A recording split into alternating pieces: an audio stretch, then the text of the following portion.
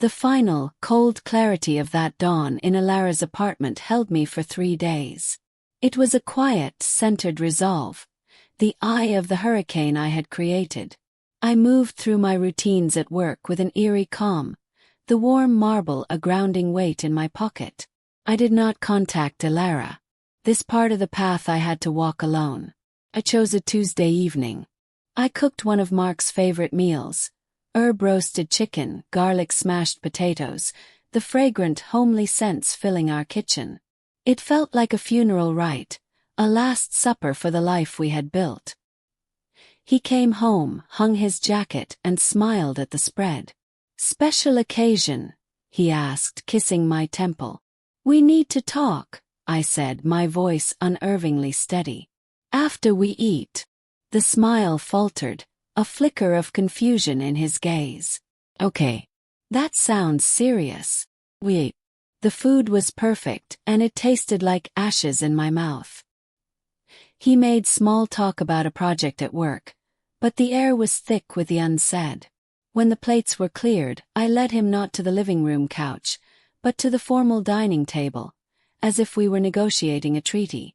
"Mark," I began, my hands folded on the polished wood. "Do you remember the last long trip you took? The 3-week one?" "Of course," he said, his posture stiffening slightly. "It was rough. You were really lonely. We talked about it. I was. More than you could ever know." I took a deep breath, looking not at him but at my own hands. That loneliness.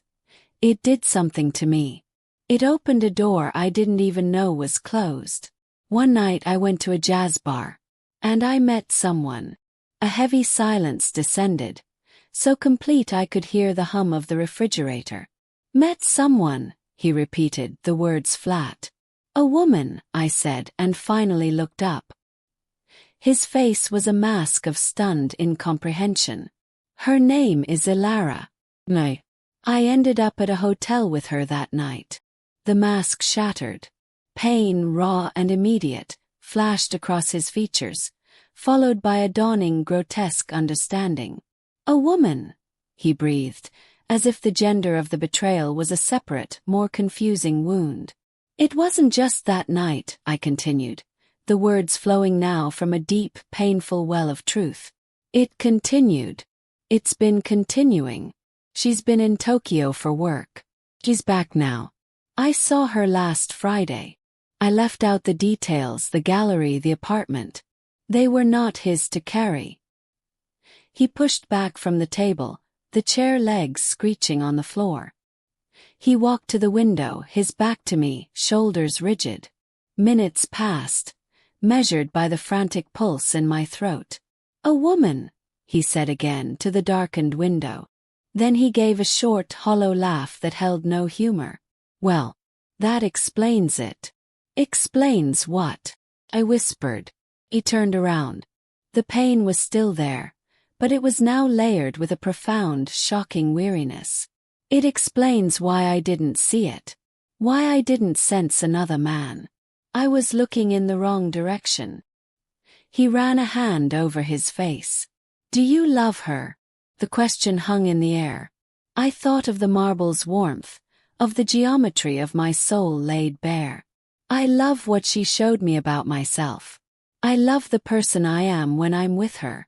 That person was buried so deep, Mark. I didn't know she existed. But she does. And she can't go back in the box." He nodded slowly, as if this made a terrible kind of sense. He came back to the table, not sitting but leaning on it, his knuckles white. "This attraction to a woman. Is this something new? Or was it always there? Were we, a lie?" "No." The word burst from me with force. "What we had was never a lie. I loved you. I love you with everything I had to give. But it's like I was only speaking one language, the only one I knew. And then I heard music in another. It doesn't make the first language false. Just means my world got bigger. And I can't pretend it didn't." He absorbed this, his gaze searching my face. He was looking for the wife he knew, and he was seeing the stranger she had become. "My trips," he said quietly, the subject shifting so abruptly it left me disoriented. "The long ones. The distance you felt before I even left." He took a shuddering breath, his own confession clawing its way out. "It wasn't just work, Claire." The use of my name like a formal address chilled me. "What do you mean?" "There's someone.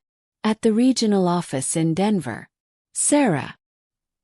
He said the name softly, as if it were fragile. It started over a year ago. Just lunches. Then it was the reason I volunteered for the extended projects. The world tilted on its axis.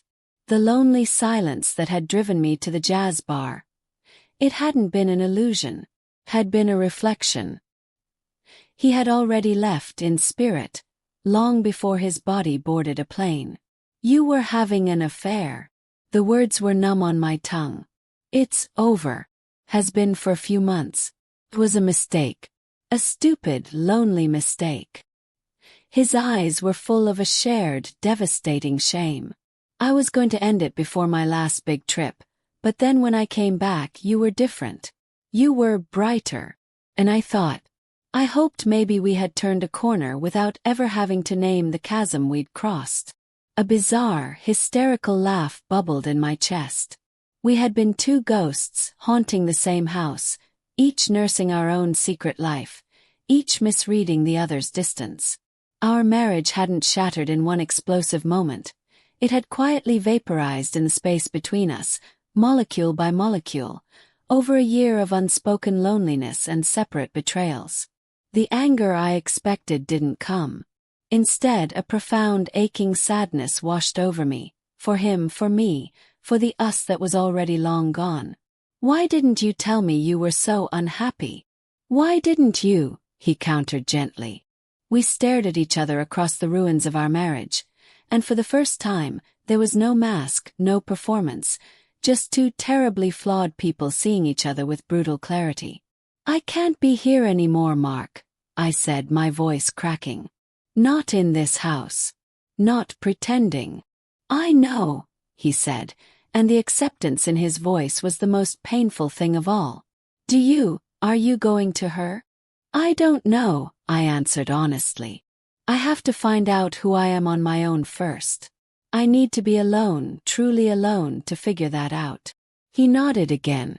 "The apartment over my brother's garage is empty. It's small but it's clean.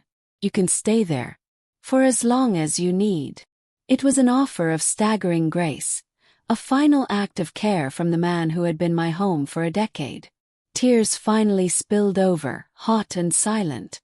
"I'm so sorry." "I'm sorry too, Claire," he said, and he was crying now as well, quiet tears of loss and relief. "For all of it. We didn't fight. We didn't scream. We spent the next few hours in a sad, practical daze, talking about lawyers we both knew, how we'd tell our families, how we'd divide our things. It was peaceful, but it was the peace of a battlefield after the war, when nothing is left but the quiet and the scars. I packed a single suitcase that night. When I walked out the door, I didn't look back at the house. I looked at Mark standing in the doorway, just as I had stood watching him leave days before. "Thank you," I said. "For the home. For the love. For letting me go." He gave me a small, broken smile. "Go find your music, Claire." I did not go to Elara. I went to the small, quiet apartment over my brother-in-law's garage. For weeks, I lived in a state of suspended animation. I spoke to my lawyer. I signed papers. I cried for the life that was lost. I thought of Elara every day, a constant aching pull, but I did not reach out. I needed to come to her as a whole person, not as a refugee from a broken marriage. A month after I left, on a cool, bright afternoon, I finally picked up my phone. I didn't call. I sent a single text to the number I had never used. "The negative space has a shape now. It's my own. If your offer of coordinates still stands, I'd like to see you." The reply was almost immediate. "Send me yours." I sent the address of a small park near the water, a public neutral ground. I arrived first, sitting on a bench watching the gulls wheel. My heart was a calm, steady drum. I was not the desperate woman from the jazz bar, or the guilty wife, or the passionate fugitive. I was just me. I saw her from a distance, walking along the path. She wore a simple trench coat, her dark hair loose in the breeze. She saw me and her step didn't hurry. It remained measured, sure. She sat down on the bench, leaving a careful, respectful foot of space between us. We watched the water together for a moment. "It's done," I said quietly. "I know," she said. "I read the notice in the paper." She had been waiting, watching, but not intruding. "He had someone too," I confessed, the last piece of the truth. "For a while. We were both already gone." Elara turned her head to look at me, her gaze thoughtful, devoid of triumph. "That doesn't make your pain less.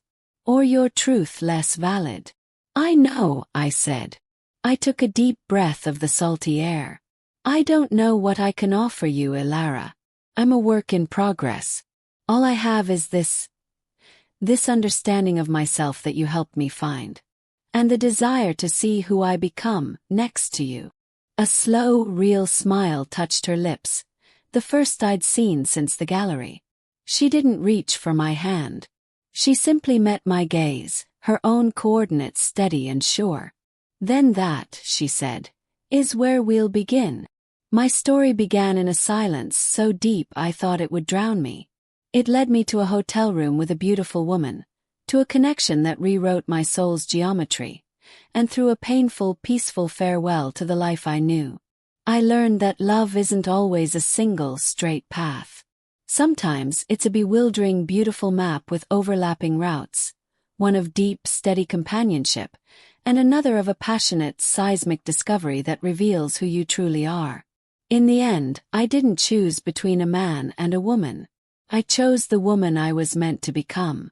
Mark and I released each other with a grace born of shared fault and understanding, and I walked toward a future where I could finally breathe in time with my own heartbeat. Elara wasn't a secret anymore. She was my North Star, a promise that the most profound love is the one that allows you to be fully, unapologetically yourself. This journey was about the courage to listen to the quietest, truest part of yourself, even when it leads you into the storm. It was about the transformative power of a single touch, a single glance, that unlocks a universe within. If this story of forbidden love, self-discovery, and emotional truth resonated with you, if you felt the tension, the passion, and the ache of these characters, subscribe for more. Dive deeper with us into complex, heartfelt stories where love defies easy categories, where passion is painted in shades of gray, and every heartbeat tells a secret. We explore the relationships that change us, the connections that shatter and rebuild us, and the intimate moments that define a lifetime. Turn on notifications so you never miss a chapter of desire, a twist of fate, or a love story that feels as real as your own. Your next emotional journey is just one subscribe button away.